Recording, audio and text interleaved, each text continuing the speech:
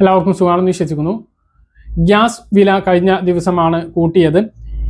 ഇതുമായി ബന്ധപ്പെട്ട് അതിനുശേഷം ഗ്യാസ് വാങ്ങുന്നതിൽ അല്ലെങ്കിൽ ഗ്യാസ് ബുക്ക് ചെയ്യുന്നതിൽ നിയന്ത്രണവും ഏർപ്പെടുത്തി. അപ്പോൾ ഇതുമായി ബന്ധപ്പെട്ട വാർത്തകൾ പൊതുമണ്ഡലങ്ങളിലുണ്ട്, പത്രമാധ്യമങ്ങളിലും വാർത്താ ചാനലുകളിലും ഇതുമായി ബന്ധപ്പെട്ട വാർത്ത വന്നു, സോഷ്യൽ മീഡിയകളിലൂടെയും ഇതുമായി ബന്ധപ്പെട്ട വാർത്ത വന്നു. പശ്ചിമേഷ്യൻ യുദ്ധത്തിന്റെ പശ്ചാത്തലത്തിലാണ് ഈ ഒരു വില വർധനവ് എന്നുള്ളത് വാസ്തവമാണ്. എന്നാൽ ഉപഭോക്താക്കൾ ഒരുപാട് ആളുകൾ ഏജൻസികളിലെത്തി റീഫില്ല് ചെയ്യുന്നത് കൂടിയതോടുകൂടി ചില ഗ്യാസ് ഏജൻസികൾ ഉപഭോക്താക്കൾക്ക് മെസ്സേജ് അയച്ചു തുടങ്ങിയിട്ടുണ്ട്. നിങ്ങൾ നമ്മുടെ വിലപ്പെട്ട കസ്റ്റമറാണ്, സോഷ്യൽ മീഡിയയിലൂടെ വരുന്ന അത്ര ക്ഷാമം ഗ്യാസിനില്ല, ആരും ഈ തെറ്റായ വാർത്തയിൽ പരിഭ്രാന്തരാകരുത് എന്ന രീതിയിലുള്ള മെസ്സേജുകൾ വരുന്നുണ്ട്. പക്ഷേ കാര്യം അങ്ങനെയല്ല. ഗ്യാസിന് രാജ്യത്ത് ടൈറ്റ് തന്നെയാണ്. ഈ ഒരു സംശയം നിങ്ങൾ തീർക്കുന്നതിന് വേണ്ടി നിങ്ങൾ 25 ദിവസത്തിനുള്ളിൽ രണ്ടാമതൊന്ന് ബുക്ക് ചെയ്യാൻ ശ്രമിച്ചാൽ അത് നടക്കില്ല. മാത്രമല്ല, നിങ്ങൾക്ക് വാണിജ്യ സിലിണ്ടർ നിങ്ങളുടെ കയ്യിൽ ഉണ്ട് എങ്കിൽ നിങ്ങൾ പുതുതായിട്ടൊന്ന് ഒരു സിലിണ്ടർ കൂടി വേണം എന്ന് പറഞ്ഞാൽ ഈ ഒരു സാഹചര്യത്തിൽ ഇപ്പോൾ തരാൻ നിവൃത്തിയില്ല എന്നാണ് പറയുന്നത്. അപ്പോൾ ഇപ്പോഴത്തെ ഒരു അവസ്ഥ അതിൽ നിന്നും തന്നെ നിങ്ങൾക്ക് മനസ്സിലാക്കാം. ഏത് ഏജൻസി ആയാലും ഈ യുദ്ധം മുറുകിപ്പോവുകയാണ് എങ്കിൽ, നീണ്ടു നിന്ന് പോവുകയാണ് എങ്കിൽ നമ്മുടെ സംസ്ഥാനത്ത് പാചകവാതക വില ഇനിയും ഉയരും. മാത്രമല്ല, ഗ്യാസ് കൃത്യസമയത്ത് ലഭിക്കാതെ വരികയും ചെയ്യും എന്നുള്ളതാണ് ഏറ്റവും പ്രധാനപ്പെട്ട കാര്യം. ഇപ്പോൾ നമുക്കറിയാം 871 രൂപ 50 പൈസയായിരുന്നു ശരാശരി വില നമ്മുടെ സംസ്ഥാനത്ത് ഗ്യാസിനുണ്ടായിരുന്നത്. കുറച്ച് കുറവ് വരുന്നത് എറണാകുളം ജില്ലയിലാണ്. ബാക്കിയുള്ള ജില്ലകളിലെല്ലാം ഈ ഒരു വിലയായിരുന്നു വന്നിരുന്നത്. അതിലേക്ക് ഇപ്പോൾ 60 രൂപ കൂടിയിരിക്കുകയാണ്. അപ്പോൾ 900-ന് മുകളിലേക്ക് വിലയെത്തി. പിന്നെ 5 കിലോമീറ്ററിന് ചുറ്റളവിന് ശേഷം ഡെലിവറി ചാർജും നൽകേണ്ടി വരും. മിക്ക ഡെലിവറി ചാർജും 50 രൂപക്ക് മുകളിലാണ് പല ഏജൻസികളും വാങ്ങുന്നത്. അത്രയൊന്നും ഇല്ല എങ്കിൽ പോലും 5 കിലോമീറ്ററിന് താഴെയാണ് എങ്കിൽ ഡെലിവറി ചാർജ് വാങ്ങാൻ പോലും പാടില്ല.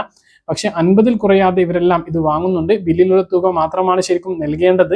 പക്ഷെ നമ്മളാരും ബില്ല് ചോദിച്ച് വാങ്ങുന്നില്ല. അങ്ങനെയൊക്കെയാണ് ഉള്ളത്. ഇതുമായി ബന്ധപ്പെട്ട് വിശദമായിട്ടുള്ളൊരു വീഡിയോ കഴിഞ്ഞ ദിവസം നമ്മൾ അപ്ലോഡ് ചെയ്തിരുന്നു. ഇതിൻ്റെയൊക്കെ കാര്യങ്ങളൊക്കെ ഉൾക്കൊള്ളിച്ചുകൊണ്ട് എവിടെ പരാതിപ്പെടണം എന്നുള്ളതുമായി ബന്ധപ്പെട്ടൊക്കെ.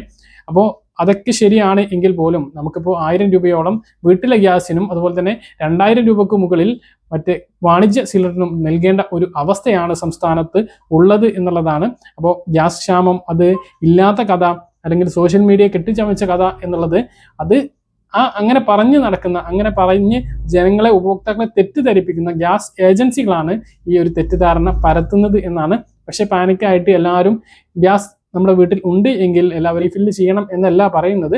ഇങ്ങനെ ഒരു അവസ്ഥയാണ് എന്നുള്ളത് നമുക്ക് മനസ്സിലാക്കാവുന്നതേ ഉള്ളൂ. അതിപ്പോൾ വേറെ ആര് പറഞ്ഞാലും ഇല്ലെങ്കിലും അത് തന്നെയാണ് അവസ്ഥ.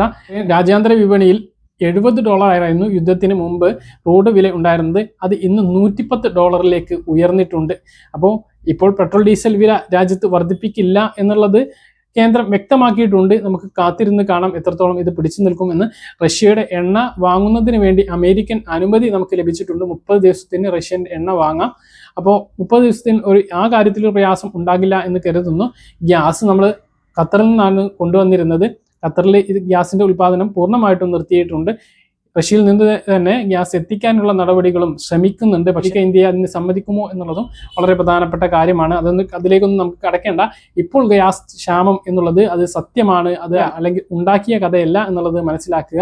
അതുപോലെ തന്നെ ഉജ്ജൽ യോജന പദ്ധതി പ്രകാരം സബ്സിഡി ലഭിക്കുന്ന ഉപഭോക്താക്കൾ KYC ചെയ്തിട്ടില്ല എങ്കിൽ അത് നിർബന്ധമായിട്ട് മാർച്ച് 31-ന് മുമ്പ് ചെയ്യണം. ഇല്ലെങ്കിൽ എന്നേക്കുമായിട്ട് ഉജ്ജൽ യോജന പദ്ധതിയിൽ നിന്ന് പുറത്താകും. പിന്നെ ആ ഒരു സബ്സിഡി ലഭിക്കില്ല. സബ്സിഡി ഉള്ള ആളുകൾക്ക് ഏകദേശം 600 രൂപ മാത്രമാണ് ഗ്യാസിന് വരുന്നത്. പൂർണ്ണമായിട്ടുള്ള തുക കൊടുത്തതിന് ശേഷം അവരുടെ അക്കൗണ്ടിലേക്ക് 300 രൂപ സബ്സിഡി ക്രെഡിറ്റ് ആവുകയാണ് ചെയ്യുന്നത്. അപ്പോൾ ഇതാണ് ആ കാര്യത്തിൽ പറയാനുള്ളത്. പിന്നെ ഗ്യാസിന്റെ തൂക്കം നോക്കി വാങ്ങാൻ മറക്കരുത്. ഇത്രയും ഗ്യാസ് ക്ഷാമം ഉണ്ടാകുമ്പോൾ ഏജൻസികളിൽ ചില ഏജൻസി ജീവനക്കാർ തട്ടിപ്പ് നടത്താറുണ്ട്. 5 or 6 സിലിണ്ടറുകളിൽ നിന്നും ഒഴിഞ്ഞ സിലിണ്ടറിലേക്ക് ഒരു സിലിണ്ടർ ഒപ്പിക്കുന്ന ഒരു നടപടി ഉണ്ടാകും. അതായത് 14.2 കിലോഗ്രാമാണ് വീട്ടിലേക്ക് ആവശ്യമുള്ള സിലിണ്ടർ വരുന്നത്. അത് ഒരു 2 കിലോക്ക് കുറച്ച് ഒരു 4 or 5 അല്ലെങ്കിൽ 6 സിലിണ്ടറുകൾ ഉപയോഗിച്ച് മറ്റൊരു സിലിണ്ടർ കൂടി ഒപ്പിക്കുന്ന നടപടി അങ്ങനെ ഉണ്ടാകാറുണ്ട്. അതുകൊണ്ട് തന്നെ ഈ ഒരു അവസരത്തിൽ നമ്മൾ സിലിണ്ടർ തൂക്കി വാങ്ങാൻ വേണ്ടി ശ്രദ്ധിക്കുക. അപ്പോൾ അത് എല്ലാ ആളുകളും മനസ്സിലാക്കുക. പറഞ്ഞ കാര്യങ്ങൾ കൃത്യമായിട്ട് മനസ്സിലാണെന്ന് കരുതുന്നു. ഇതുപോലെ ഇൻഫർമേഷൻ ലഭിക്കാൻ ചാനൽ സബ്സ്ക്രൈബ് ചെയ്യുക, ബെൽ ഐക്കൺ എനേബിൾ ചെയ്യുക. മറ്റൊരു വീഡിയോ നമുക്ക് കാണാം. ദൂരേക്ക് ബൈ.